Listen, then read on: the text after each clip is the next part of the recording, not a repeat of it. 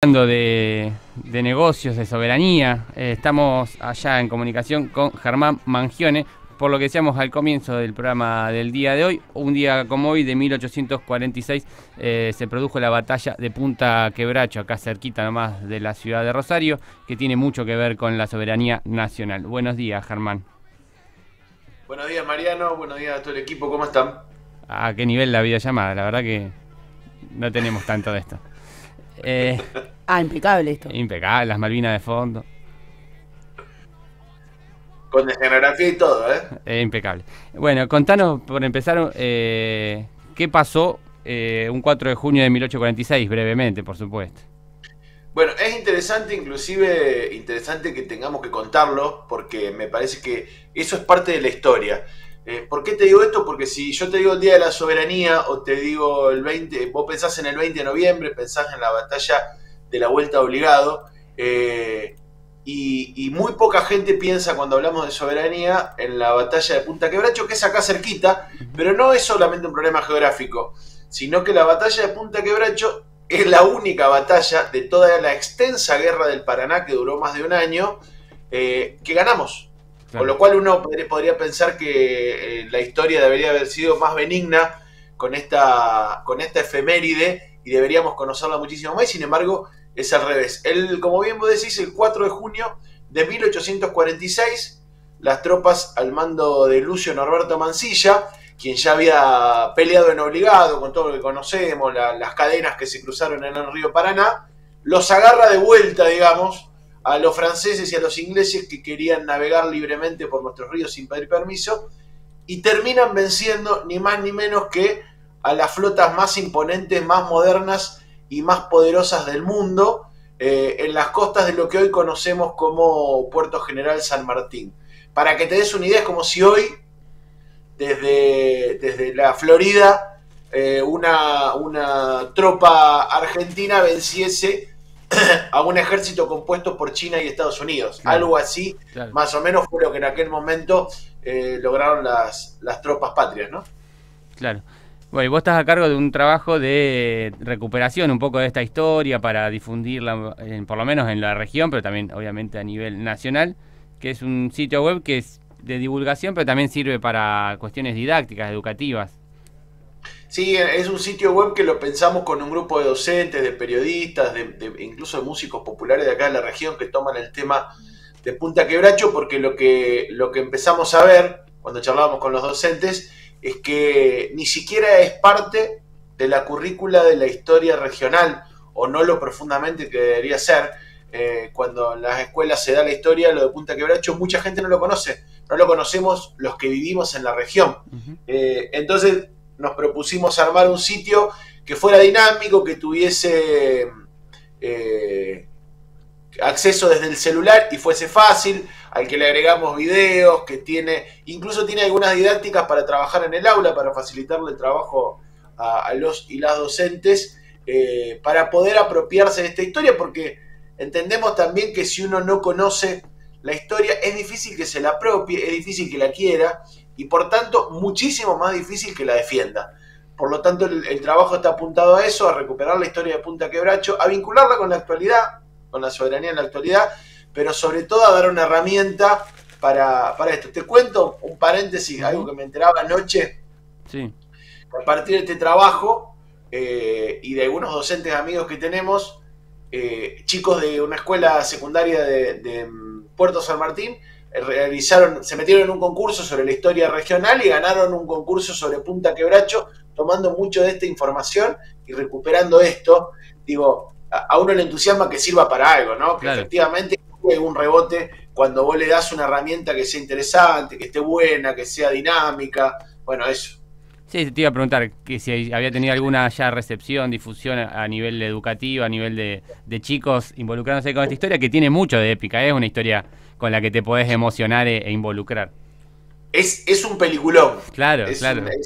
Es un peliculón porque además tiene todos los condimentos, ¿no? Digo, algunas cosas concretas. No solo la desigualdad, la típica trama del David y el Goliat, que tenía en aquel momento entre el ejército patrio al comando de Lucio Mansilla, de Juan Torné y de Santa Coloma, bajo las órdenes, por supuesto, de Juan Manuel de Rosas, sino que además tiene historias que uno va conociendo a medida que se va metiendo. Por ejemplo, Torné, que era uno de los artilleros de Mansilla, estaba en San Lorenzo cuando empieza esta guerra del Paraná, que arranca en Obligado, y después se da en el Tonelero, cerca de San Nicolás, se da en San Lorenzo, lo que se llama la segunda batalla de San Lorenzo, y después culmina en Punta Quebracho. ¿Y por qué estaba acá en San Lorenzo? Porque durante la batalla de la Vuelta de Obligado, en un momento que es donde pierde el ejército patrio, Torné estaba a cargo de los cañones.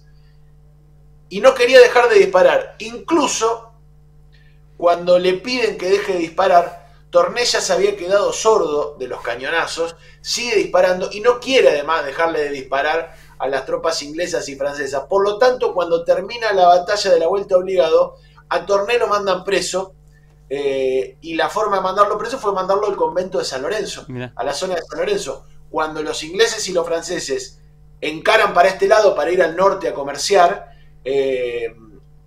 Mansilla lo hace sacar a Torné y dice: mirá, están yendo para allá, volvé a incorporarte, y por eso también es parte del ejército que combate acá. Bueno, no sé, como eso, millones de cosas. Claro. Digo, la forma en que armaron las baterías volantes atadas a los caballos, con una cantidad de ramas en la parte de atrás de los caballos para levantar tierra y parecer mucho más frente a lo que pasaba a los que pasaban en el río, que eran los ingleses y los franceses.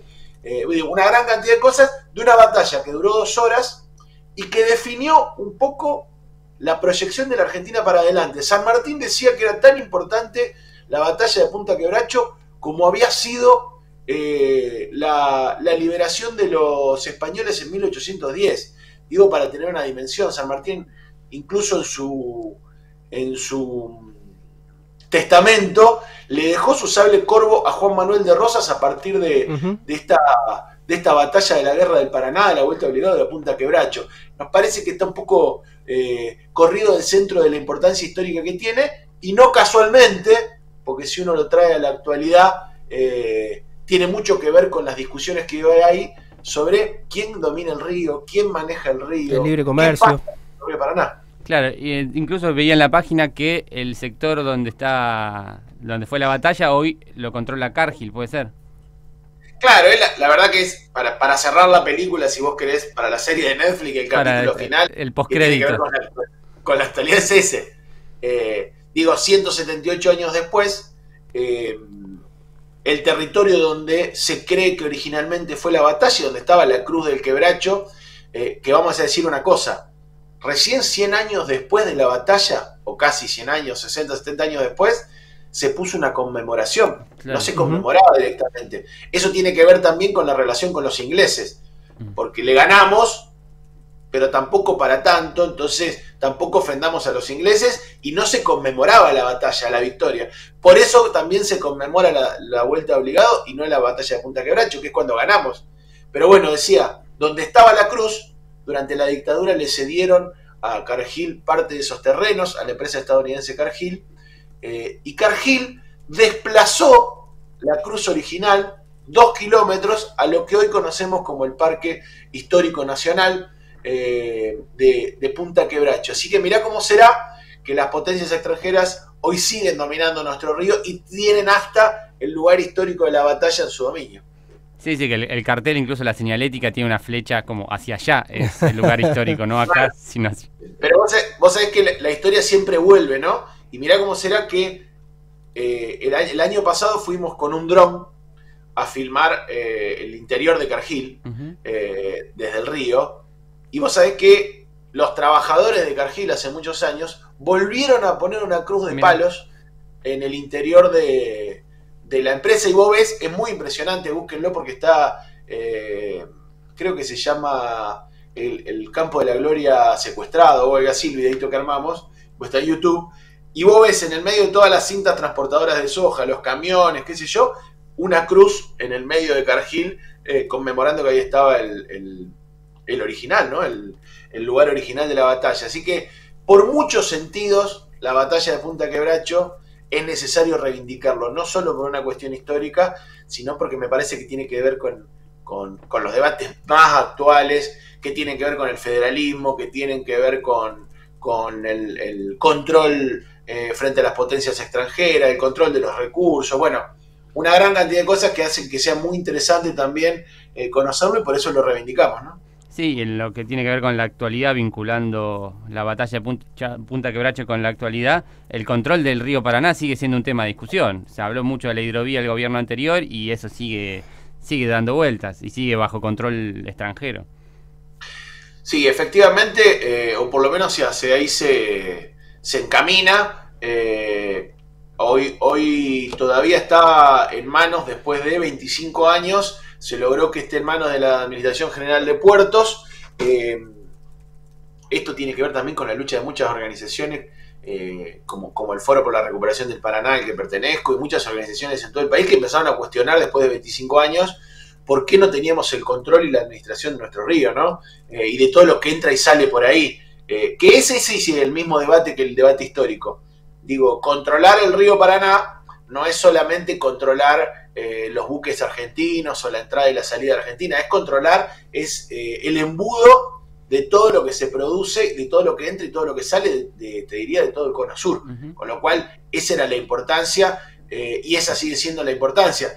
Está en manos de la Administración General de Puertos, pero da toda la sensación por los planteos que, no, obviamente por los planteos que hace el gobierno de Milei, pero también por las posiciones que va tomando el gobierno de Maximiliano Puyaro, que el lobby que históricamente han hecho las agroexportadoras y las multinacionales para que se vuelva a privatizar y que no esté en manos argentinas y que el Estado no tenga ninguna injerencia en lo que entra y lo que sale del Paraná, da la sensación que hacia ahí va y es uno de los objetivos principales que se han trazado los funcionarios del área del gobierno de Milei, volver antes de fin de año a hacer la licitación y hacer una licitación internacional, como pide la Bolsa de Comercio de Rosario, el principal lobista del tema, para que quede nuevamente en manos extranjeras. Así que te diría que esta pelea que arrancó allá en 1846 no solo no se ha resuelto, sino que es uno de los desafíos más actuales y más de cara al futuro. Tal cual. Bueno, difundir, Germán, entonces, ¿por dónde podemos entrar a la página, redes de este trabajo? Bien. puntaquebrachohistoria.com.ar, la web puntaquebrachohistoria.com.ar, se llama La pelea de un pueblo por su río, y en las redes lo encuentran así también como Punta Quebracho Historia. Van a encontrar todo lo que tiene que ver con el trabajo que venimos haciendo. Nada, la idea es esa, poder difundirlo, que lo conozcan, que lo puedan trabajar en las escuelas, porque entendemos, vuelvo a repetir, que la única manera de que podamos defender lo nuestro es conociéndolo y queriéndolo, y es la primera parte de todo el desafío, y creo que es hoy uno de los grandes problemas que no conocemos, que no se conoce y por lo tanto no se defiende. Así que en eso estamos. Bueno, excelente, Germán, muchas gracias por la comunicación y felicitaciones por el trabajo, la verdad que está bárbaro, gráficamente es muy dinámico, muy fácil, muy accesible. Bueno, un abrazo y muchas gracias a ustedes por difundir y dar espacio para estas cosas, que no está fácil que así sea. Abrazo grande. Abrazo, Germán. Un abrazo. Así pasaba entonces Germán Mangione, periodista, que es coordinador de este trabajo, puntaquebrachohistoria.com.ar, recordando una fecha, un día como hoy de 1846, pero que tiene muchísimo que ver también con la actualidad.